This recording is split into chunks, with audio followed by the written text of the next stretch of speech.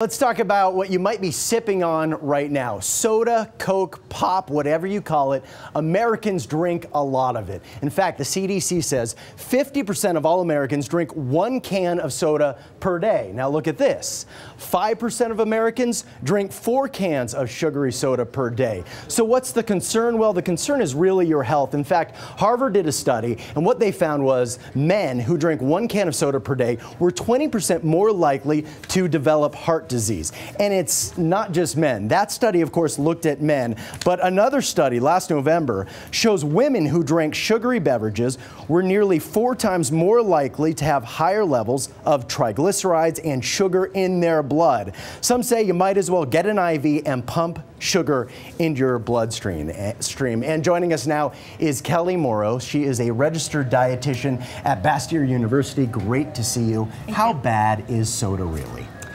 Well, I think that if you look at it in the context of a whole diet, if you have a little bit of soda here and there, probably not a big deal. But if you have it on a regular basis, there definitely are risks, especially weight gain, heart disease, stroke. Lots of different things can, diabetes is another one. Is it the sugar that really makes it so dangerous? You know, it's the sugar and also the calories. So the extra calories, it's super easy just to, if you're drinking a soda, you can take in hundreds of extra calories before you even realize it. And 100 extra calories in a day can be 10 pounds in a year. I pulled up a list of ailments that it can cause. Diabetes, as you said, obesity, strokes, COPD, insomnia, bone loss, headaches, to name a few. The dirty dozen. And it's not just regular soda. What's the problem with diet soda? Well, diet sodas, actually some research shows that they don't really fill people up. They don't give people those kind of cues to stop eating. They might even actually eat more. They call it sort of a phantom calorie theory, that you might want to go looking for more calories because what you've just taken in doesn't have any calories. Right, because regular soda will fill you up. Diet soda doesn't do that as much because there isn't that sugar content. Right, and actually any liquid calorie is not going to fill you up very much. So people can drink 500 calories worth of soda and then they can sit down and eat an equal amount of calories in food. And it just doesn't register the same way. So that's why I think it's so associated with weight gain. But is diet soda any safer? Well, there are some things in diet sodas that can potentially not be good. Like, for instance, the phosphoric acid. You were talking about bone loss. So phosphoric acid can actually leach calcium out of your bones. So there are some other additives and things like that. Plus, it really trains the body to want more sweet things. So in terms of kind of ratcheting down your intake of sugar, it doesn't really help with that because it keeps you wanting more. You know, some people drink soda because they want that caffeine boost. And we hear all the time, try coffee or tea instead, but some people don't like the taste of coffee or tea. Are there some alternatives if you're one of those people who doesn't like coffee or tea?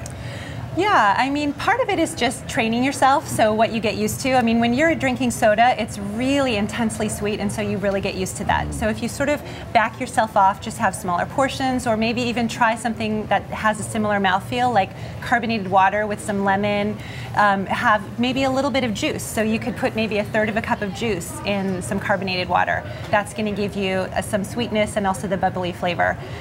There are lots of other alternatives too. Just getting tea. There's lots of flavored teas actually that have no sugar in them. One of my favorite is Bengal Spice or Good Earth. They have a nice cinnamony flavor. There's no sugar, but it still tastes sweet, kind of like a soda. Okay, we have about 20 seconds. Okay. Some say that soda is addictive. I've read reports that former President Clinton would drink 2 cases of Diet Coke a day. Is there an addictive quality, and how do you kick it?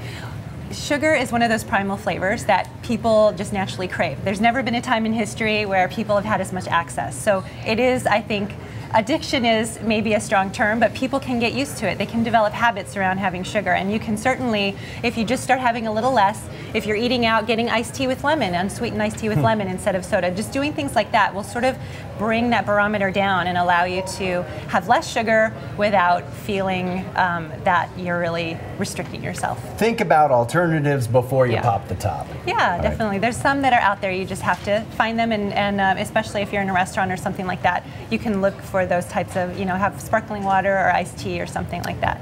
Kelly Morrow, always great to see you. All right, thanks a lot. Marty, back to you.